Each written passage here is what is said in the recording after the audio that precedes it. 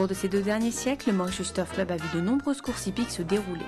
Le Champ de Mars a donc été foulé par de nombreux cavaliers, mais pas toujours professionnels. Au cours des années 50, quelques années après la création du club hippique de Maurice, certains cavaliers mauriciens confirmés ayant passé une licence spécifique ont été autorisés à courir et ont pu s'affronter sur le Champ de Mars pour le plus grand plaisir du public. Les Gentleman Riders étaient complètement des amateurs qui passaient une licence pour pouvoir monter et qui avaient leurs propres chevaux. Donc ce n'est pas des choses d'écurie qu'on avait, chacun avait le chevaux particulier qu'on entraînait à la mer ou ailleurs et on venait courir ici au Champ de Mars. Si je peux être particulier, parce que d'abord c'était tous les Mauriciens qui montaient, on avait la famille qui venait, qui les soutenait, les enfants, la famille. Donc c'était un honneur de pouvoir gagner une course et de monter en Gentleman Riders. Le Gentleman Riders, c'était pas un esprit pour gagner des sous, mais c'était surtout pour s'amuser entre gentlemen.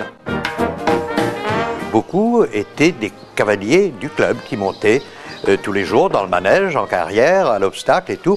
C'était une époque extraordinaire. Compte tenu des compétences en saut d'obstacle de la plupart des cavaliers, plusieurs courses de haies ont été organisées, rajoutant encore un peu plus de piment à ces courses hors du commun. Mais ces courses très particulières n'étaient pas uniquement réservées aux propriétaires de chevaux, elles ont même accueilli des palefreniers ayant obtenu leur licence. Gentleman Riders, son nom c'est Gentleman, ça veut dire souvent le propriétaire suit les courses. Mais nous, on travaille avec Clip, nous gagnons le droit de monter Gentleman. Grâce à leur expérience en tant que Gentleman Rider, M. Aumetre et d'autres apprentis sont même parvenus par la suite à faire carrière en tant que professionnels.